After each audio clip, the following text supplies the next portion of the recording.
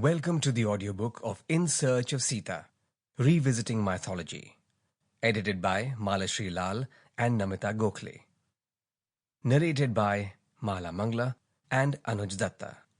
This search for Sita began near the botanical gardens in Peradeniya, Sri Lanka, on a day redolent with the breezes of spring. As I absorbed the lush landscape, the swaying palms, the feather-leaved bamboos, the Java willows, I thought I saw her, sitting on a rock, perhaps an apparition from a Raja Ravi Verma painting.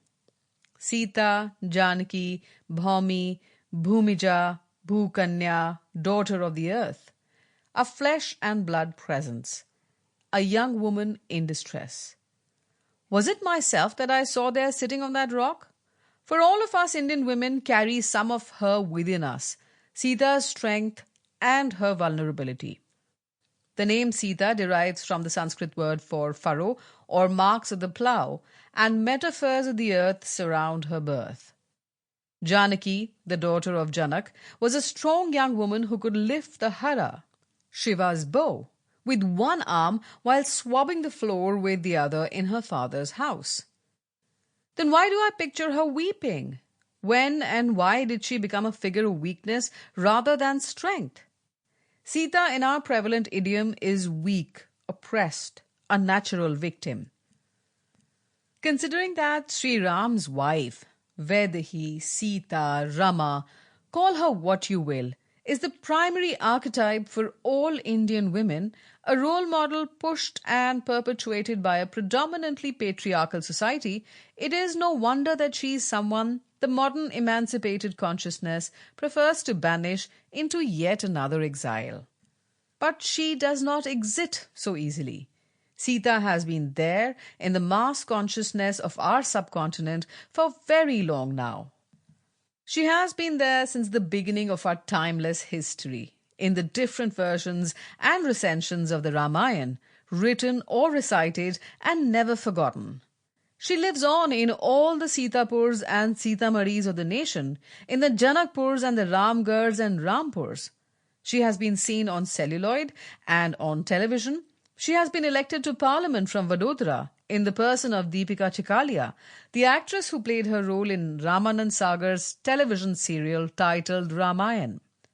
She is there in song, in poetry, in the tears that Indian women have been shedding through generations as they tread the Lakshman Rekhas that barricade their lives, as they are consumed by the flames of the penitential Agni Parikshas that their families regularly subject them to.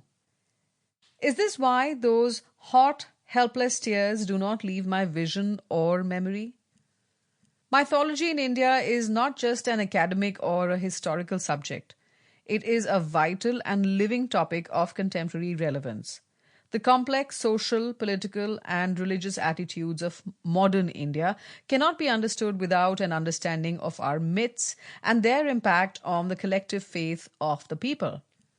The emotions that drove my quest to deconstruct the real woman behind the anguished formal portrait of Mrs. Ramachandra Raghuvanshi were those of sympathy, empathy, and curiosity about the fractured identities and expectations of most women in India today. When Dr. Malashri Lal and I began work on the compilation of this anthology, we wished to present a composite picture of Sita, of a woman negotiating the public and private spaces in society between kingship and exile, duty and assertion, loyalty and rejection. The Ramayana is considered an Adi Kavya, an epic in the realm of poetics, in contrast to the Mahabharata, which is described as itihas or history. The sage Valmiki, to whom the definitive or classical version of the Ramayana is ascribed, was inspired to begin the epic poem after seeing a conch bird, in sight of its mate, killed by a cruel hunter. The dominant emotion invoked in the opening passages is that of compassion, and it is compassion again that is evoked in the seventh segment, the Uttarkand, where Sita, that brave single parent, bears and rears her twin sons. Her children Love and Kush are described by Valmiki in the matrilineal mode as Sita's sons. Maithili Sutao Sita Putrao. Called Suvrat Dharmcharini or the abstemious and righteous one, Sita is never, in any interpretation, depicted as having deviated from her loyalty and integrity to her royal husband. The Ramayana is a story about monogamous love, in contrast to the complex and passionate codes and polygamous practices of the Mahabharata. Ram's father, Dashrath, had suffered the consequences of polygamy and the attendant succession crisis, but Sri Ram determinedly maintained his monogamous resolve and adhered to his Ek Patni Vrata.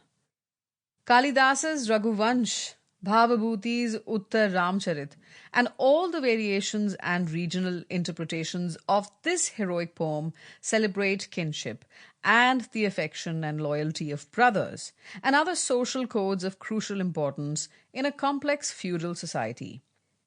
Sita, portrayed as being utterly and unquestioningly in love with her husband, is always brave, always dutiful, and does everything in her power to preserve the fabric of this patriarchal universe.